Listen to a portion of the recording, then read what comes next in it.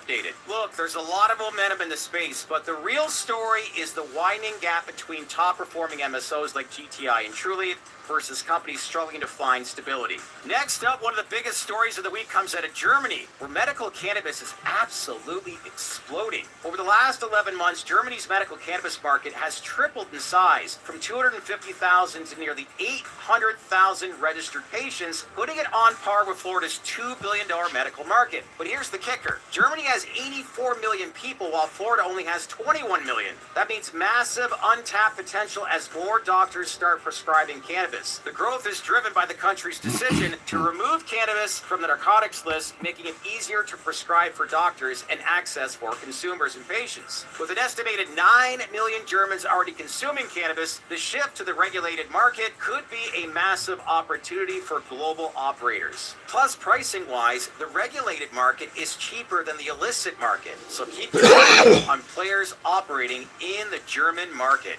Now, I know some people are worried about Germany's recent election results and whether the new government will roll back cannabis reform. My response to that? Don't be. Here's why. Germany's political system requires a coalition government to pass any bill. Right now, the CDU, which has opposed legalization, will have to work closely with the German Social Democratic government, and they fully support the current cannabis model. So long story short, it doesn't look like Germany's cannabis framework is going anywhere. If anything, with the industry's rapid growth and cost savings in healthcare, the government will likely keep things in place rather than dismantle a system that's already proving to work and proving really well.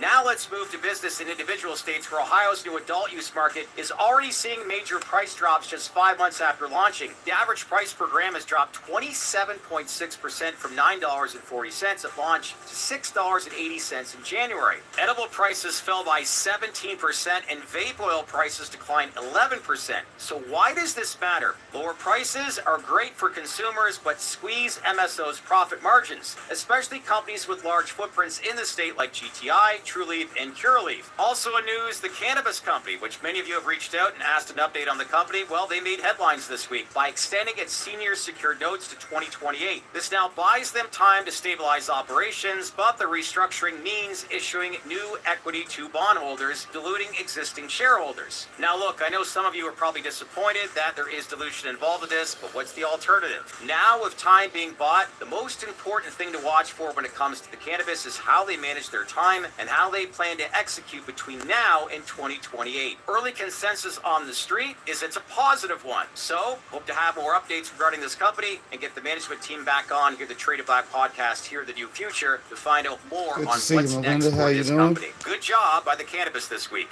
All right, let's now move to the political front where there's movement in a few key states. Pennsylvania, 70% of voters support adult use legalization, and Governor Josh Shapiro has included cannabis revenue in the state budget. Now, this is interesting. However, there are Republican pushback, and this could be delayed when it comes to legislation. Next steps, expect lots of negotiations, and they will be contentious. But it's important because a lot of attention is being allocated to this topic, and with cannabis revenue already included in the governor's state budget, this is an encouraging sign. So things are about to get real in Pennsylvania. Next up, Wisconsin, where a Republican lawmaker is warming up to medical marijuana, potentially making it the 40th state to legalize medical cannabis. That marked a big moment. 80% of states would then have legalized medical cannabis. Times are changing, to say the least. Next up, let's now move to the nation's capital in Washington, where Pennsylvania Senator John Fetterman continues to push a federal legalization petition, rallying support for reform in Washington. With election season heating up, the next 12 months could be a turning point for federal and state cannabis policy. Look, Senator Fetterman,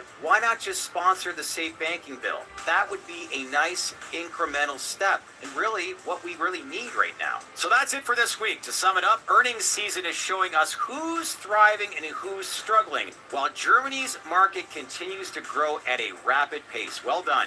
Also, Ohio prices have dropped, but according to TrueLeaf CEO Kim Rivers, she believes this is all part of the process and things will work out in the long run. So let's not get ahead of ourselves. Look, a big thank you to all of you viewers for tuning in. Make sure to like, subscribe, and follow us here at Trade to Black for more in-depth coverage on the cannabis sector. One last thing, make sure to scan this QR code to become a daily baked-in newsletter subscriber delivered to your inbox weekdays, Monday through Friday at 8 a.m. Eastern Time, giving you all the latest information on the business side